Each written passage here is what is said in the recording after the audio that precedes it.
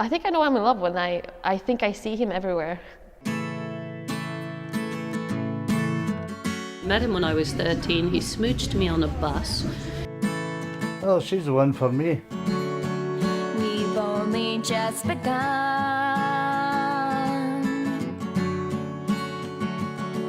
to live. White lace and promises, a kiss for luck and we're on our way. Before the rising sun, we fly. So many. I can't believe I'm going to talk about something that happened 17 years ago. But a lot of different changes in the brain occur that seem to be associated in time with falling in love and with different periods of falling in love. Initially, things like serotonin changes radically in the brain, oxytocin, dopamine. So there's a range of chemicals that increase in terms of the amount that's circulating, and that seems to be they seem to then trigger different kinds of behaviors, and which we associate with the extreme aspects of falling in love.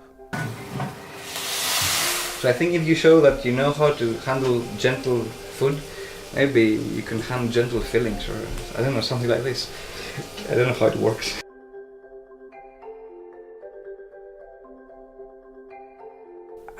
It was like something burning inside, you know, something like turning upside down everything and making you feel like, well, something is new, something is, you know,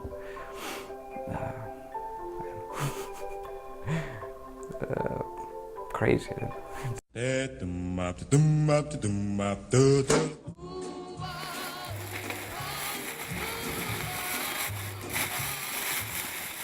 It's like Christmas when I come in here. I forget what I've bought. I still have a lot of feelings for her. I still love her. I think dancing and love relates quite strongly because it's a lot to do with that euphoric feeling and the adrenaline that you get. I think there were a lot of emotions when I realized I was in love. A lot of mixture. I remember being very nervous because I wasn't sure how to handle it. I wasn't sure what is happening, what is going to happen, what does this mean for my future. Romantic love, I've come to perceive it that when you have that initial moment of wonderful romantic love, it is perceiving the divine in someone. I fell madly, crazily in love with him. There's a general understanding that falling in love is essentially the same mechanism as early infant-mother attachment. Now, if that's the case, we've already fallen in love in many cases. It's with our mother.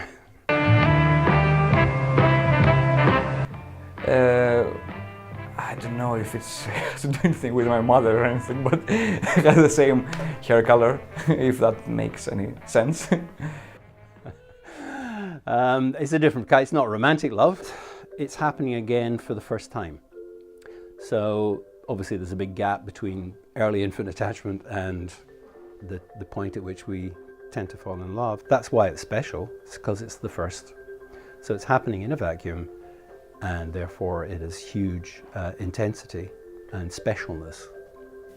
She used to wear a little black dress, which made her very pleasant when we went to dancing.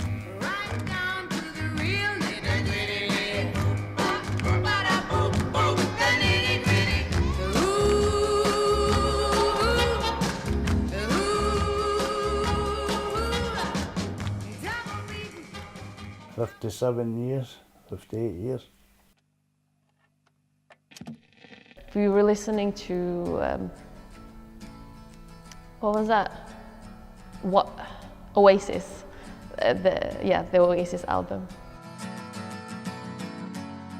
it was a moment of choice, I think, that changed my life, because I don't know how, but I had agreed with 2 different guys that, oh, I'm going to sleep with you tonight in the same bed.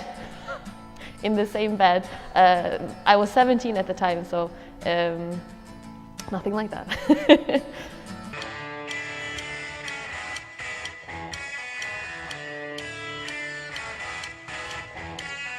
I was 13, he smooched me on a bus. He was 21. He didn't realise I was 13 because I was considerably more mature.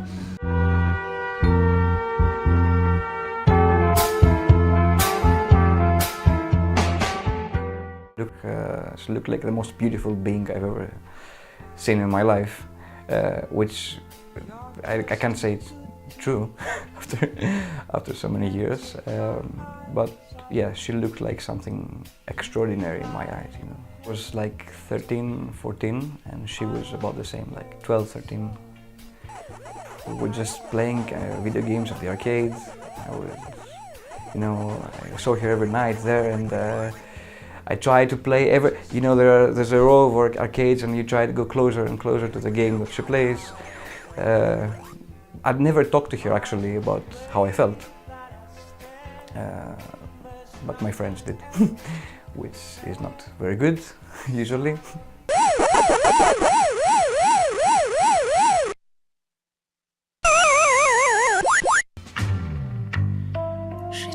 There are a number of different signs of whether you're falling in love.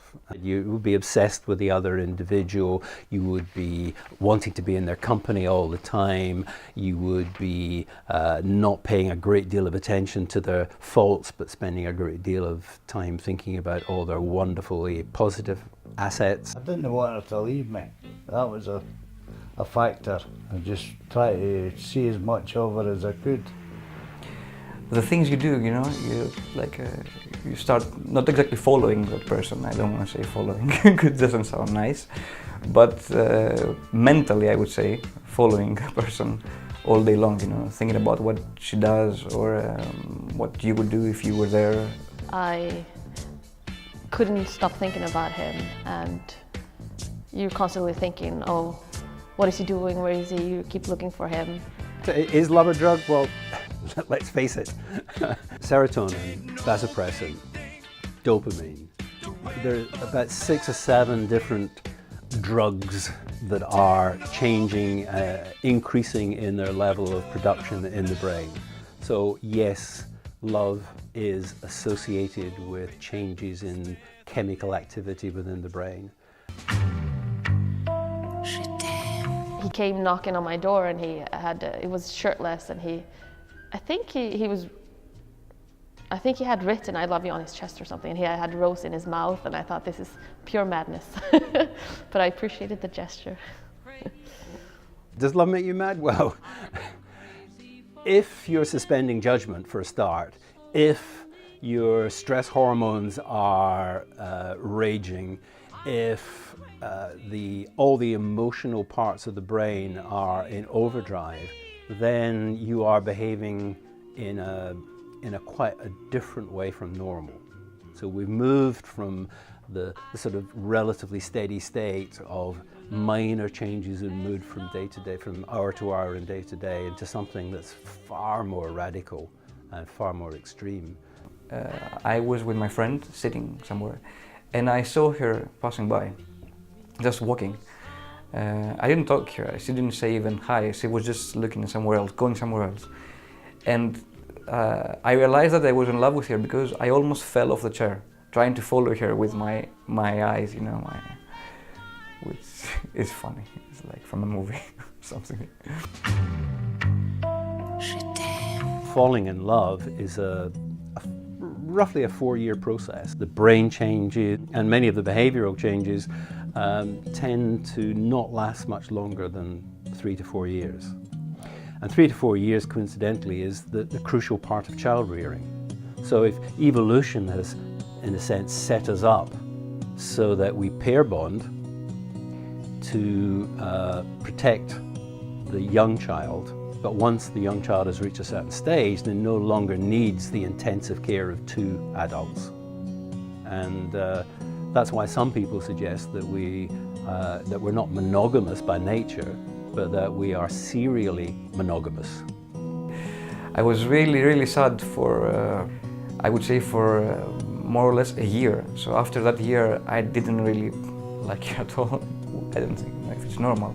Today we don't have any communication.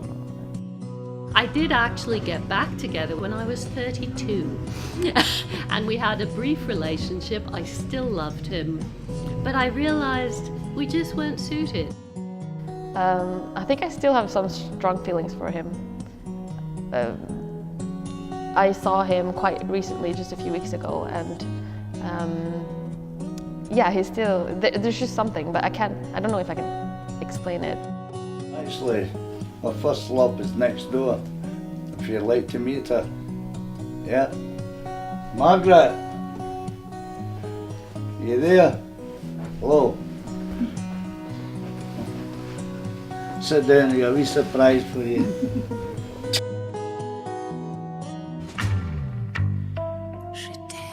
Confusion.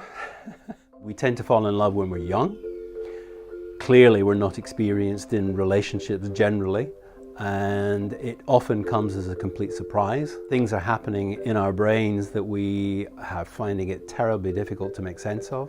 An overwhelming intensity of emotion that is greater than any positive emotions that we've probably known at any other time. Oh, definitely, yes. I still believe in love.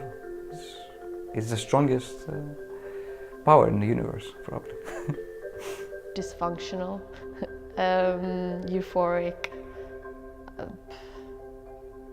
I want to say delusional, but that's a little bit negative. Sorry, this is not where you wanted to go with your video.